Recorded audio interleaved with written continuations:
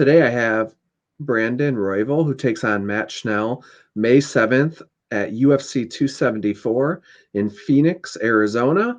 Brandon, how you doing today? I'm doing good in yourself.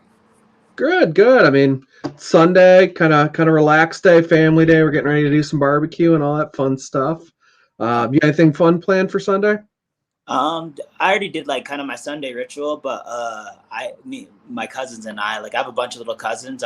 My cousins have kids, and we always do like a boxing thing on Sunday. So I'm gonna teach them how to fight a little bit, and you know, make sure the family tradition continues. All these little kids need hands, you know. No, I'm just playing. That's awesome. Um, one of the things I wanted to touch base on, which I thought was pretty cool, was it's kind of funny how it kind of goes in a circle. But Matt Schnell actually tweeted back in 2019 that the UFC should give you a shot. Now, a couple years later, you're actually fighting him. What do you think of that? Yeah. Honestly, Matt Schnell would have been one of those people I would have liked to not fight at all because of, like, I don't know. He's been around for a long time, and I have a lot of respect for him. I like his fighting style a lot, and he's one of the leader of the flyweights. From the TV that like first MTV show or whatever to that tweet, man, that all meant a lot to me. Yeah, so someone that I kind of didn't really want to like cross past them necessarily. But that being said, is I've always been like a fan of his, and I always liked watching him fight. And I think he'll bring out the best of me, and I think that it'll be a good opportunity for us both to capitalize on some 50 Gs.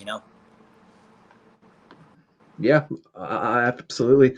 So now Yeah, with anybody else, go ahead. but to dial back on that too is just that tweet honestly meant a lot to me. Especially like I was coming off my. I just won the LFA bout, and I won it in like a crazy fashion, like 20 seconds. We ran out, and just craziness happened, and I was getting a little bit of a little bit of love, but that meant a lot, man. He didn't need to do all that and push my name out there and stuff, and I thought that was really cool of him. Yeah, I thought it was cool. I seen you reposted that or put it somewhere on social media. I was like, wow, it's kind of a couple years later going back in full circle. It's kind of cool. Yeah, straight up. So I mean, was anybody else offered for you, or was this the first guy they offered and you just kind of jumped right on it? Yeah. Well, I was just trying to get a quick turnaround, and I wanted whoever kind of fell out of that Perez Schnell fight. I knew that was probably one of the next options for me, anyways, as far as like timeline goes. Yeah. So it was just like a quick, like, okay, Matt Schnell's ready, and I was like, all right, perfect. Let's get this as soon as possible. Yeah. Yeah, and I think it's going to be a great fight. So I'm actually looking forward to it very much. So this is actually your first fight in front of a crowd in the UFC. What does that mean to you? That means everything, man. I feel like I'm making my UFC debut this week. It means the world, man. I feel like I've always been like one of those I do better in front of crowds, man. I always have. I always like performing in front of people, and that when you dream of making that UFC walkout, you don't dream of doing that in empty arenas. And I've been doing that this whole entire time. Or I guess the last few I've had a couple of fans, but you're not walking out in front of an arena. I'm walking out in front of the UFC PI or whatever it is, and it's just I feel like I haven't had the full on experience of being a UFC fighter yet, and especially like. I'm creeping up in the rankings, and I don't want one of my first experiences to walking out in front of a crowd is fighting for a bout, So it's like I want to get this experience, and then also it's just like this is a dream come true, man. I've been dreaming of performing in front of crowds since I was a little kid, so it's like I finally get this opportunity, and I can't wait to capitalize on it. Yeah, awesome. I mean, I think it's going to be a really loud, fun evening. May 7th. It's great fight card, top to bottom. So I think the crowd's going to be going nuts, especially for that fight. Yeah. There's no way Matt Schnell and I are going to have a boring fight too. So it's just going to be one of those crazy ones. So I can't wait. So speaking of the flyweight rankings, I mean, what do you make of it? I mean, it is so hard to find out how you pick 1 through 5. Honestly. Yeah. I was thinking that too. It's everybody has a win over everybody in that division, so it's just like kind of weird, and it's like the flyweight division's at a standstill a little bit, or not standstill, but it's just a weird way to do it. I feel bad for like Mick Maynard on who to choose next for the title fight, who to all the above. You know what I'm saying? But it's just one of those things that it's like I don't know. I'm into to like, I don't know, let's just keep the division moving. I want to see Kai Kara France versus Figueiredo or whatever it is, but I definitely don't want to watch that fourth fight at all. So it's like, kind of want to see the division moving. I feel like once you get the division moving a little bit, the flyweight top 5 will even itself out, and we'll see who's really there.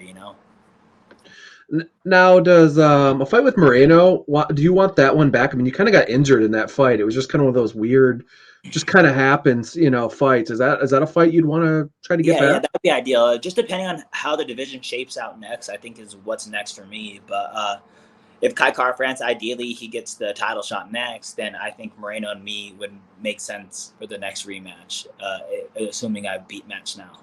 So if I beat Matt Schnell, I think Moreno and I would be the obvious next fight. Or, ideal next fight, I mean, for me, would be the ideal next fight. Yeah, no, I agree. And, have you ever done any? I know the ADCCs are going on right now and all the jiu-jitsu competitions. Have you done a lot of jiu-jitsu matches in your life? Not since I was like 21. I am officially retired undefeated in my jiu-jitsu career, but I mean, I haven't competed since I was a purple belt. Once you're like a purple belt, at least in Colorado, there's like it's gotten a lot better, but there was a time where if I was going to compete at brown belt level, it was me versus a 170-pound dude, and like there's nobody in the brown belt division at 135 pounds like when I was younger. So it got goofy for a little bit, and I don't know. I'd be interested in watching it. Have you been watching the trials yet? I haven't got too much of it, not personally. I know it's going on everywhere. I gotta catch up Did on you see all that that. buggy choke knockout though, where that dude went for the buggy choke and that guy slammed him viciously? No, I'm gonna have to look that up. I'm sure it's Yeah, all over YouTube. it's viral, bro. You'll end up seeing it sooner or later. It's kind of crazy. I Yeah, and feel that like happened yesterday or today? it happened yesterday. The guy got caught him in a buggy choke, and the dude lifted him up and then just like shoulder straight to the chin, knocked him unconscious. He was out for like 10 minutes. Okay, yeah, I'm gonna have to look up that one. Yeah. So I don't a hypothetical situation, right? So UFC matchmakers call you and they say, "Hey, we want you to fight in a jiu-jitsu match." Who is the guy do you think is toughest in your division right now in jiu-jitsu and that you would like to fight in a Oh, jiu-jitsu I match? would want Pantoja back. I would love that in a jiu-jitsu match. That would be ideal. And I don't know, man. I feel like I've been trying to up my sport game jiu-jitsu for sure in the last last two training camps is just get dial back that sports jiu-jitsu because I went away from it for a long time, and it's time to get that back. The whole top 5, the whole top 10 division, I think they're all black belts. Like pretty much everyone in the top 10 in my division is black belts.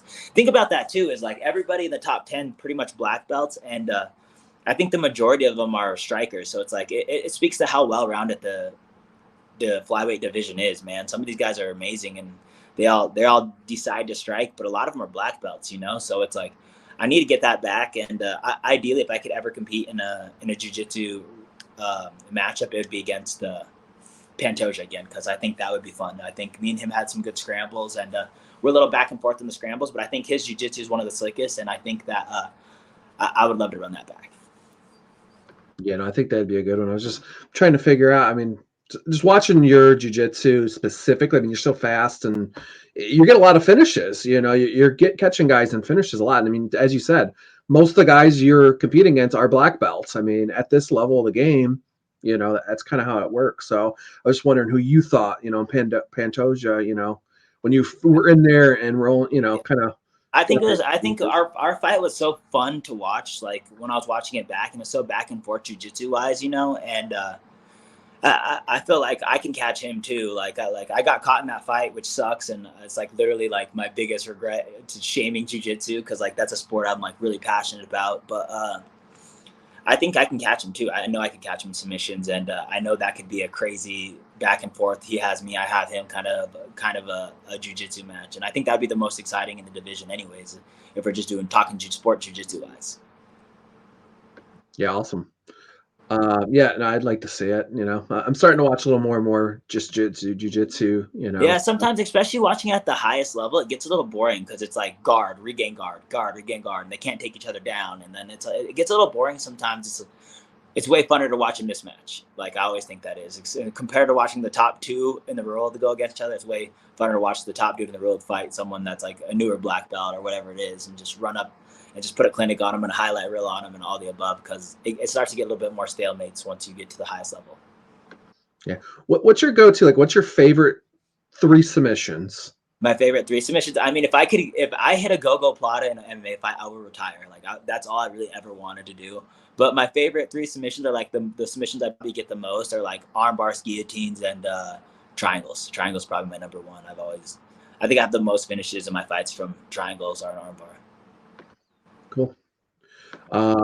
So let's talk about your camp in general. Do you have any new training partners? Anything new in this training camp that you haven't done previously? Are you switching anything up, or is it all kind of business as normal?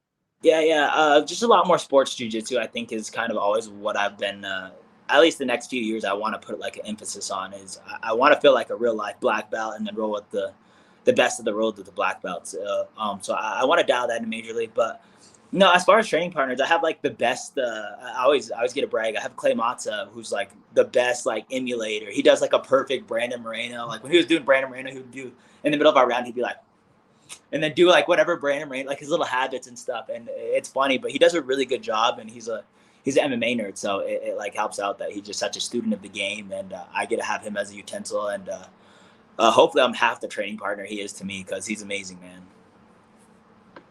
Awesome. And then, I have Youssef Zalal, who's a really good look for Matt Schnell. I think Youssef's a little bit longer and faster, but I think he's a really good look for Matt Schnell too. And so I get to use him a lot, and Clay Matza are my two good looks for Matt Schnell. Awesome. So I know a lot of times people ask me, what's your goals in 2022, right? But I kind of want you to touch base a little bit on, if you want to, it's up to you. Do you have any personal goals as well as, in the ring goals?